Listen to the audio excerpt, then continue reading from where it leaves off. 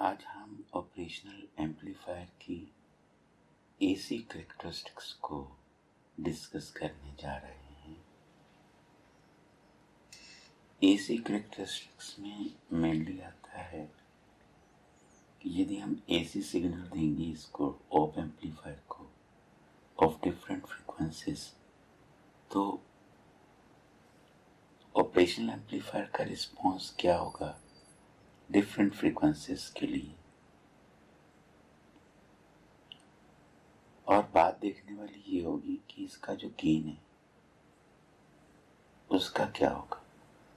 यहाँ पे differential signal हम अप्लाई कर रहे हैं ऑप एम्पलीफायर को VAD, जो डिफरेंस होगा V1 और V2 का,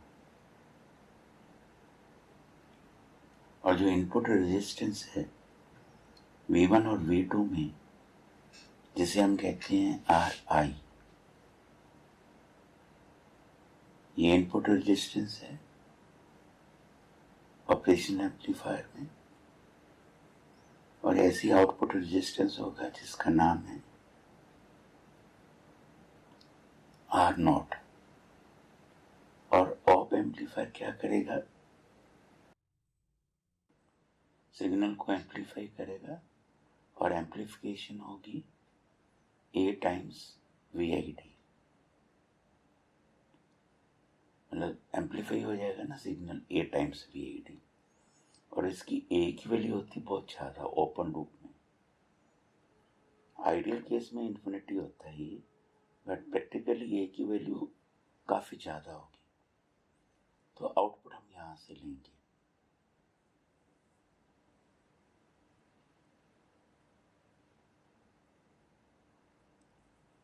तो ऑप के केस में देखने वाली बात ये होगी कि डिफरेंट फ्रीक्वेंसीज का रिस्पॉन्स ये क्या देगा। तो आइडियली ऑप एम्पलीफायर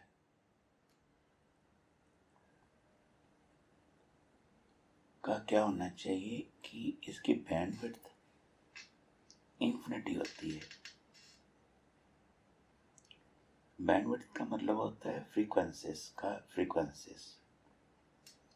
और infinite bandwidth mean all the frequencies, mean op amplifier सारी की सारी फ्रीक्वेंसीज को 0 से लेके इन्फिनिटी तक आइडियल ऑप एम्पलीफायर को एक जैसा गेन देना चाहिए, एक जैसा गेन प्रोवाइड करना चाहिए। यदि वो गेन एक फ्रीक्वेंसीज को दे रहा है, वही गेन उसे सारी की सारी फ्रीक्वेंसीज को देना चाहिए।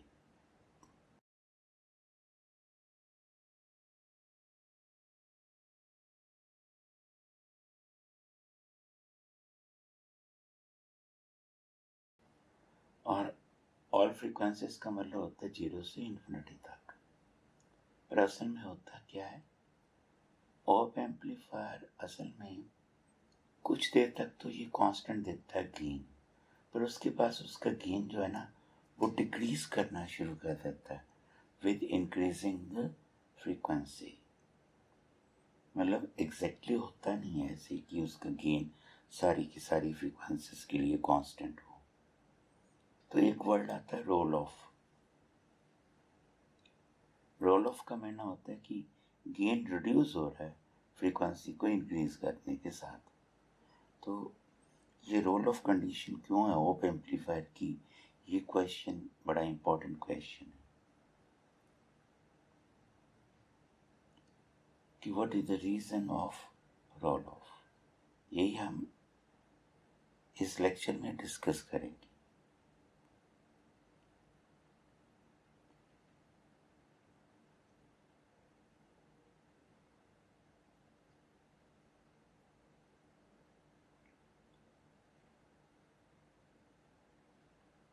असल में ऑप एम्पलीफायर बना होता है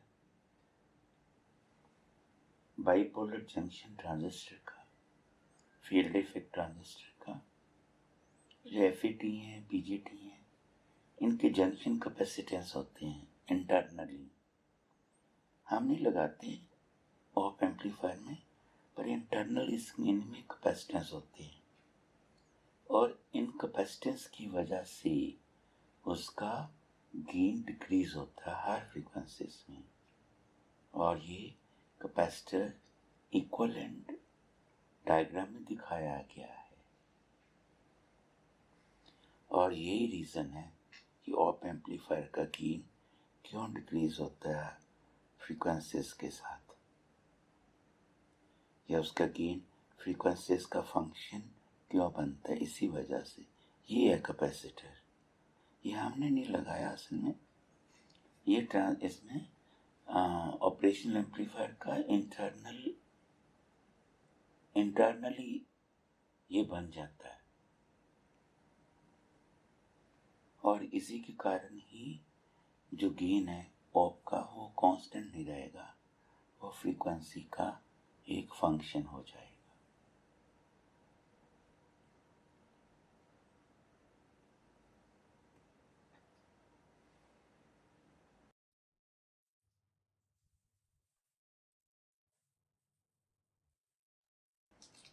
तो हम सबसे पहले क्या करते हैं, आउटपुट वोल्टेज को फाइंड करते हैं कितनी होगी इस लूप में, क्योंकि दोनों तरफ ग्राउंडेड पॉइंट्स हैं, तो दैट मीन ये कनेक्टेड लूप बन गई।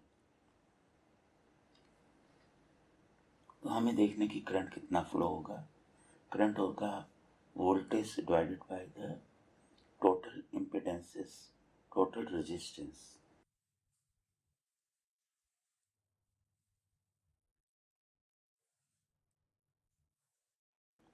टोटल रेजिस्टेंस कितना है, ये होगा एक आर नोट है, और दूसरा होगा कैपेसिटर का रेजिस्टेंस, कैपेसिटर का reactance, not resistance, reactance 1/JC omega.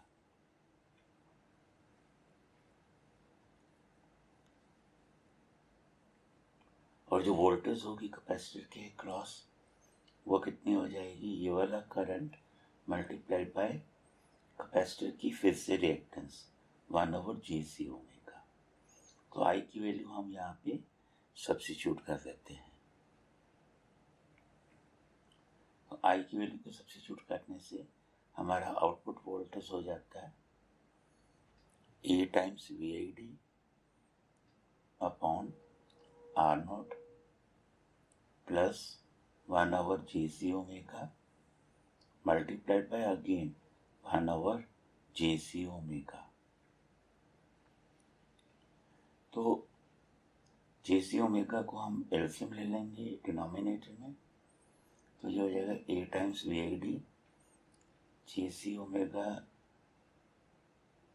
R naught JC omega plus 1 again whole divided by आएगा, ये एक्चुअली प्लस साइन ही है, इसका होल डिवाइडेड बाय आएगा JC omega again, this is not plus sign, actually multiply sign है ये,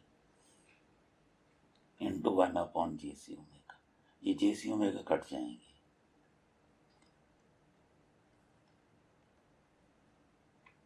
तो output voltage कितनी रह जाएगी, अब आउटपुट वोल्टेज बन जाएगी A times the differential voltage divided by 1 plus R naught JC omega, ये हो जाएगी वोल्टेज। अब हम V नोट और VID कैलकुलेट कर लेते हैं, तो आउटपुट वोल्टेज और डिफरेंशियल वोल्टेज, ये हो गया उसका gain of the whole circuit, ये हो जाएगा A/1 plus R naught JC omega. तो ओमेगा कितना होता है 2πf। तो V नोट और VID को क्या कहेंगे, इसको कहेंगे गेन, पर वो गेन जो एक फ्रीक्वेंसी का फंक्शन है, ये ए फ्रीक्वेंसी का फंक्शन है, तो ये हो जाएगा A divided by 1 plus R naught JC omega.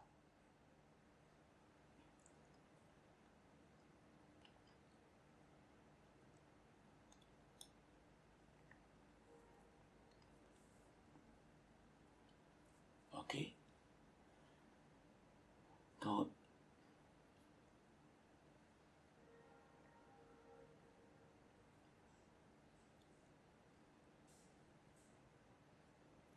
हम एक ना लेट करने जा रहे हैं एक फैक्टर को, 2 पाई आर नॉट सी को हम लेट करने जा रहे एफ नहीं लेट करने जा रहे, एफ नॉट। ये एक्चुअली यहाँ पे एक मिस्टेक है।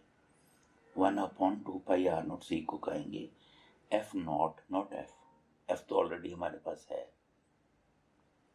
और 2 पाई आर नॉट सी कितना हो जाएगा 1/f naught. F naught this is important, not F not.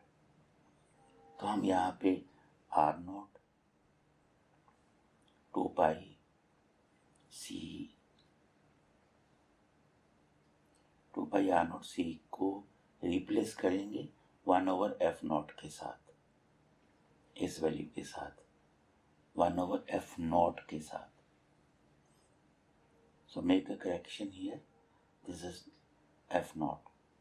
So AF हो जाएगा A upon 1 plus F upon F naught, JF upon F naught।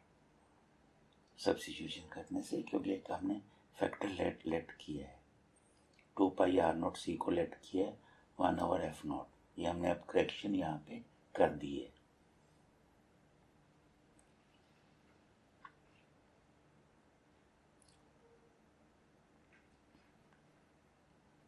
F not हम ऑलरेडी कह चुके हैं कि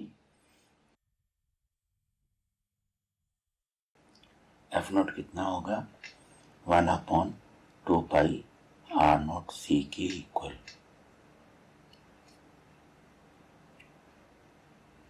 ये फ्रीक्वेंसी एक्चुअली डिपेंड करती है किस पे, आर नॉट और सी की वैल्यू पे। आर नॉट एंड सी ये पर्टिकुलर एक ऑप के लिए कांस्टेंट होंगे।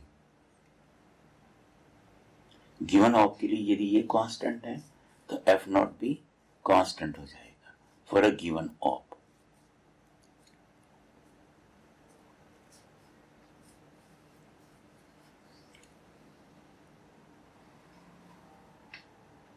और ए एफ हो जाएगा A/1 plus 6 into F upon F not. अब ये देखने वाली बात है, ये जो ए आ रहा है ये एक फ्रीक्वेंसी का फंक्शन है, और ये जो गेन है ये एक्चुअली एक कॉम्प्लेक्स क्वांटिटी है।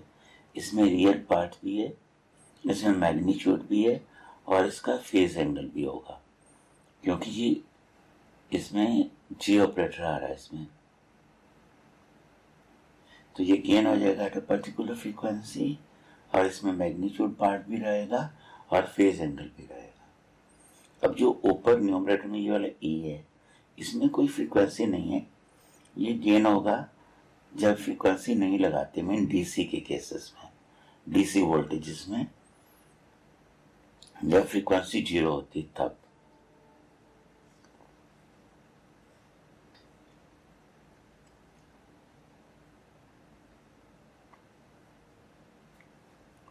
तो यदि हम फ्रीक्वेंसी को 0 करते हैं तो AF A के इक्वल हो जाएगा, क्योंकि फ्रीक्वेंसी नहीं है तो AF A के इक्वल। अब एफ नॉट जो कांस्टेंट है इसको हम क्या कहेंगे, इसको हम एक नाम दे रहे हैं ब्रेक फ्रीक्वेंसी। इसका नाम है ब्रेक फ्रीक्वेंसी। ये इसे कट ऑफ फ्रीक्वेंसी भी बोलते हैं किसी वक्त, किसी समय cut off frequency. This frequency is very important of the op amplifier.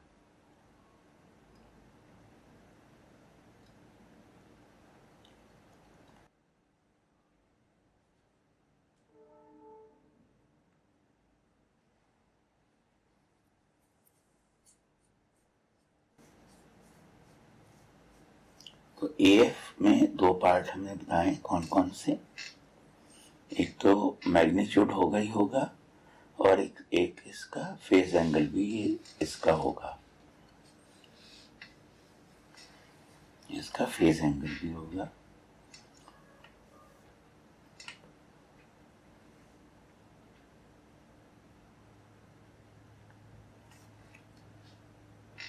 तो EF equals to this again, we rewritten the values. अब इसका मैग्नीट्यूड क्या होगा?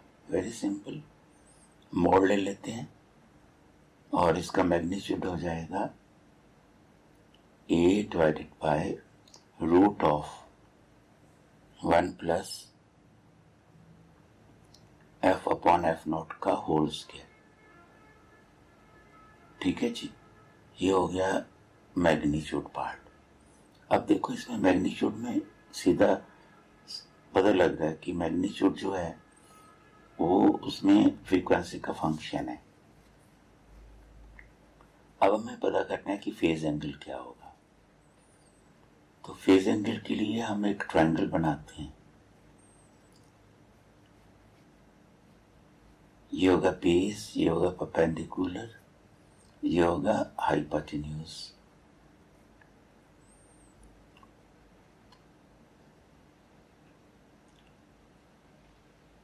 हम लेट कर लेते हैं बेस को 1, परपेंडिकुलर हो जाएगा F upon F not, angle को कहेंगे फाई, हाइपोटेन्यूज हो जाएगा 1 प्लस 1 का स्क्वायर और F अपॉन F नॉट का होल स्क्वायर। यहां से हम tan फाई लिख लेते हैं। tan फाई कितना होगा? परपेंडिकुलर होगा base F upon F not divided by 1। तो tan फाई हो जाएगा F अपॉन F नॉट,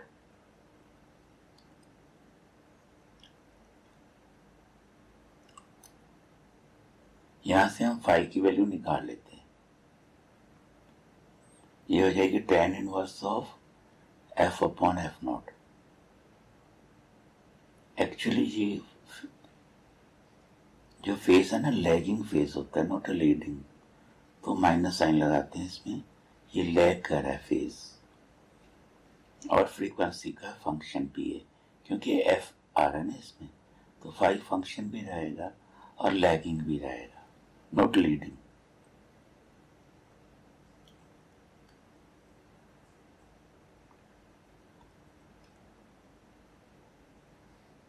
तो यदि हम फ्रीक्वेंसी को जीरो करते हैं अगेन इस रिलेशन में, तो हमने जैसे पहले बताया था,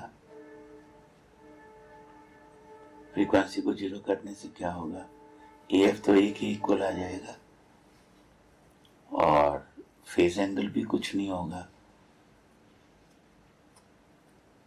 लीडिंग लैगिंग भी कुछ नहीं रहेगी।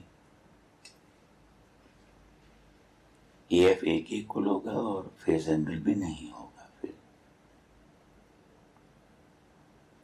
हम एक एग्जांपल लेते हैं IC 741 की। इसमें लेट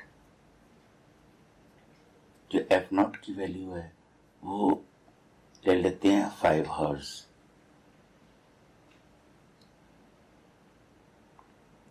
और A की वैल्यू बहुत ज्यादा होती है, 2 with 5 zeros, तो this is very high gain, open loop gain है, 2 into 10 की पावर 5। तो ये पर्टिकुलर वैल्यूज हैं IC 741 की। तो हम अब कैलकुलेट करना चाहेंगे पैरामीटर्स को। तो गेन को हमने डेसिबल में मेजर करते हैं। तो डेसिबल में मेजर कर कैसे किया जाता है? ये 20 log to the base 10 A upon 1 plus F upon F not का होल स्क्वायर, मतलब 20 log 10 आपने साथ में लगाना है, तो ये गेन डेसिबल में हो जाएगा। अब हम क्या करेंगे, एक कॉलम बना लेते हैं जिसमें हम फ्रीक्वेंसीज को चेंज करेंगे, और फ्रीक्वेंसी को चेंज करने से हम AF की वैल्यू देखेंगे क्या आती है डेसिबल में, जिसका फॉर्मूला हमें पता ही है, 20 log 10 A upon under root of 1 plus F upon F not का होल स्क्वायर। और साथ में हम क्या कैलकुलेट करेंगे? फेज एंगल, डिफरेंट फ्रीक्वेंसीज में। जिसका फॉर्मूला में पता है tan inverse of f upon f not with minus sign mean lagging. तो हम अब फ्रीक्वेंसी पहले लेते हैं 0। अब फ्रीक्वेंसी जब 0 होगी तो हमें पता है कि ये इसके इक्वल होगा, ये a की वैल्यू अब हमें दी हुई है, हम वो a की वैल्यू यहाँ पे लगाएंगे फ्रीक्वेंसी को 0 करके, और ये हम कैलकुलेट करेंगे। ये 0 फ्रीक्वेंसी में गेन आएगा 106.02 डेसिबल, और ये मैक्सिमम गेन है ऑप का। और ये यदि फ्रीक्वेंसी ना लगाते तो ये डेसिमल में जो गेन है ये कांस्टेंट होना चाहिए था और फेज एंगल नहीं होगा फिर। और ये 0 फ्रीक्वेंसी में मेन डीसी कंडीशंस का केस है, डीसी कंडीशन में, और मैक्सिमम गेन है 106.02 डेसिबल। अब हम फ्रीक्वेंसी ले लेते हैं 5 हर्ट्ज की। अब देखें गेन थोड़ा सा डाउन हुआ है 103 डेसिबल। जो हमने फ्रीक्वेंसी ली है ये वही फ्रीक्वेंसी है जितनी इसकी इसमें इस केस में एफ नॉट है। एफ नॉट भी आपको पता है कि वो 5 हर्ट्ज था। अब फेज एंगल एकदम से काफी चेंज हो गया, -45। फेज में बहुत ज्यादा चेंज है ये एकदम से, थोड़ी सी फ्रीक्वेंसी को लगाने से एकदम फेज में काफी चेंज है -45। अब ये ध्यान रखना है कि एफ नॉट की वैल्यू भी 5 हर्ट्ज है। अब हम लगाते हैं 10 हर्ट्ज लगाते हैं तब तो फ्रीक्वेंसी गेन इसका अब भी डेसिबल में थोड़ा चेंज है। डेसिबल में 99, 103 से 99 पे आया, पर फेज में एकदम से फिर से चेंज है, ये 63 पे पहुंच गया, ये 45 से। अब फ्रीक्वेंसी हम 10 का मल्टीपल ले लेते हैं, 10 से 100 मीन मल्टीपल ऑफ 10। जब हम मल्टीपल ऑफ 10 लेते हैं 10 टाइम्स, तो क्या होगा कि गेन, क्योंकि फ्रीक्वेंसी बढ़ती जा रही है तो गेन कम होता चला जा रहा है, क्योंकि हो गई, क्योंकि वो डिनोमिनेटर में फ्रीक्वेंसी थी गेन में। तो 79 और यहाँ हुआ फेज -87। तो अब देख रहे हो इसमें एक बात है कि गेन 99 से 79 में 20 dB की चेंज है, -20 dB। यू कैन से कि 20 dB डेसिबल, 20 डेसिबल वो कम हुआ है। फेज में काफी चेंज अब इतनी ज्यादा नहीं, बट 63 से 87 पे है। अब हम फिर मल्टीपल ऑफ 10 का लेते हैं फ्रीक्वेंसी और हायर कर देते हैं, 1 with 3 zeros, 10 times more। अब डेसिबल में गेन हो जाते 60। अब इसमें कितनी चेंज हुई है, फिर 20 डेसिबल और डाउन हो गया गेन। तो मल्टीपल ऑफ 10 करने से फ्रीक्वेंसी को गेन 20 dB कम होता चला जा रहा है। अब हम फेज एंगल देखेंगे। फेज एंगल में अब कोई खास चेंज नहीं आ रही है, मतलब फेज में नेगेटिव में वो इंक्रीज तो हो रहा है, अब थोड़ा इंक्रीज हुआ है। अब हम जो वैल्यू ले रहे हैं 10 की पावर 10 टाइम्स नहीं है एक्चुअली, अब 5 जीरोस हैं, ये ध्यान रखना है। तो it is not a multiple of 10 now, 1000 से मल्टीपल नहीं है। तो अब गेन बन गया 20 डेसिबल और फेज बन गया माइनस।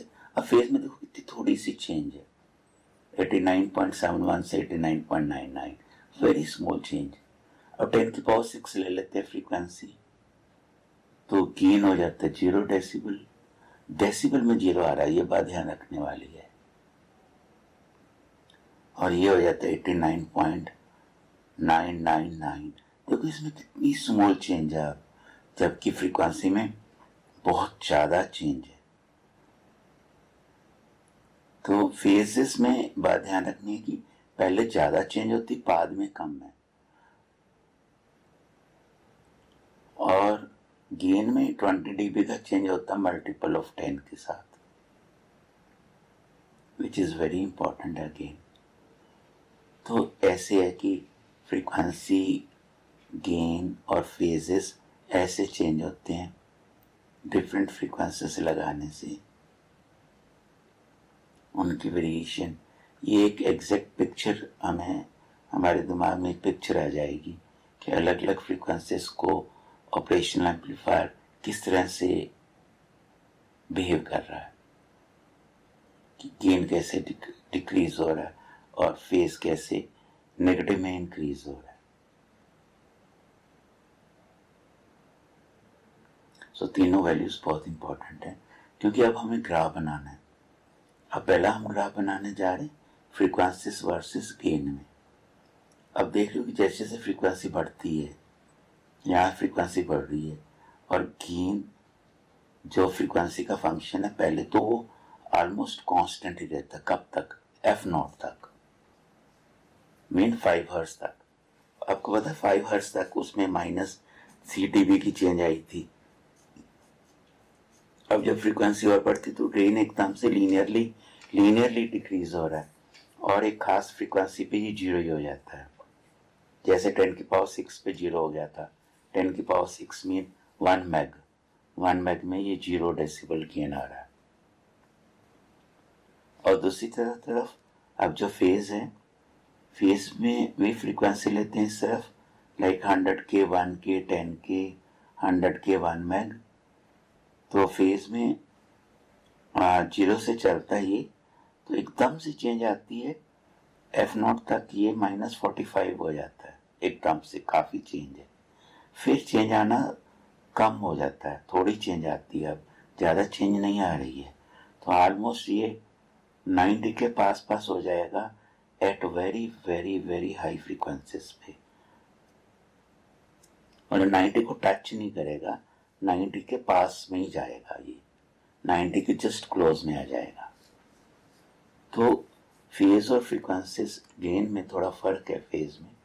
फेज में एकदम से चेंज आती शुरू में, बाद में नहीं। फ्रीक्वेंसीज में पहले चेंज आती, पहले थोड़ी चेंज आती, बाद में ज्यादा। तो f0 कितना था? 5 हर्ट्ज। तो 5 हर्ट्ज में क्या हुआ था? सिर्फ 3 dB की चेंज आई थी, सिर्फ 3 dB की चेंज, और 3 dB कम हुआ था, -3 dB। This is very important.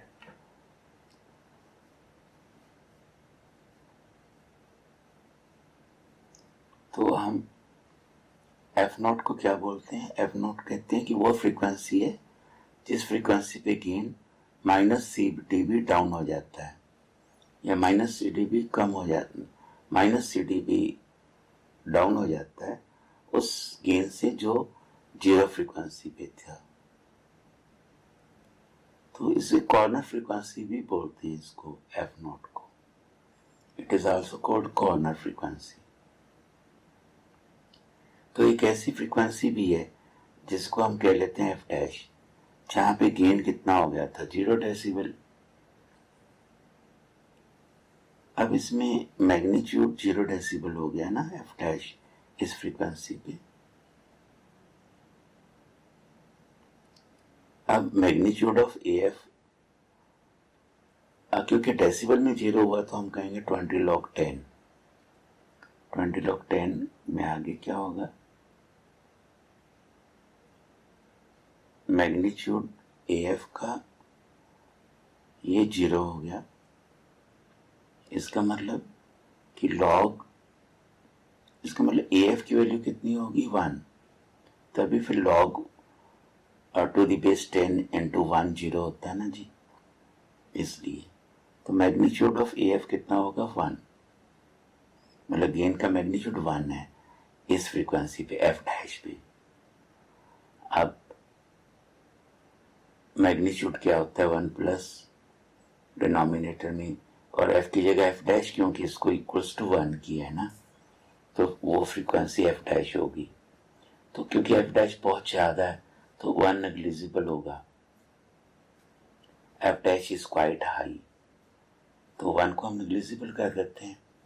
तो बाकी क्या रह जाएगा? A अपॉन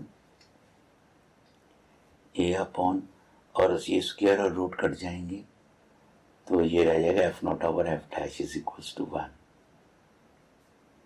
तो इससे होगा कि एफ डैश की वैल्यू आ जाएगी ए इंटू एफ नॉट। अब एफ डैश क्या है? एफ डैश वो है जहाँ पे डेसिमल में गेन 0 होता है और मैग्नीट्यूड में गेन 1 होता है इस फ्रीक्वेंसी पे।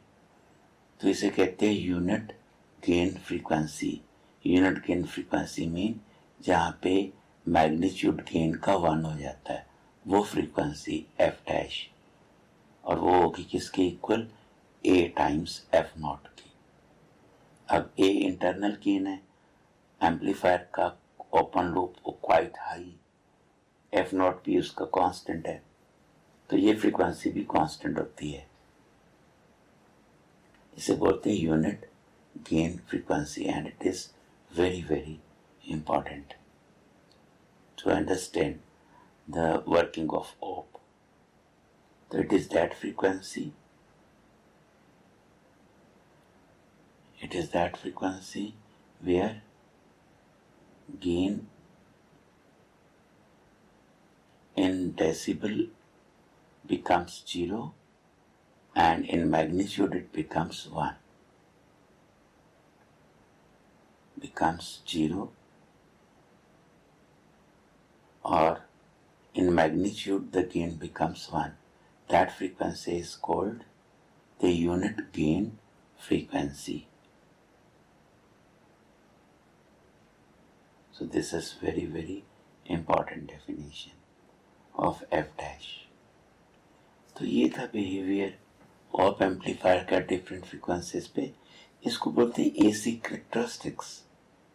क्यों बोलते हैं एसी कैरेक्टरिस्टिक्स? बिकॉज एसी में क्या होता है? सिग्नल होते हैं, फ्रीक्वेंसीज होती है, तो फ्रीक्वेंसी का रिस्पॉन्स ऑप का जो रहेगा वो उसकी कैरेक्टरिस्टिक्स रहेगी।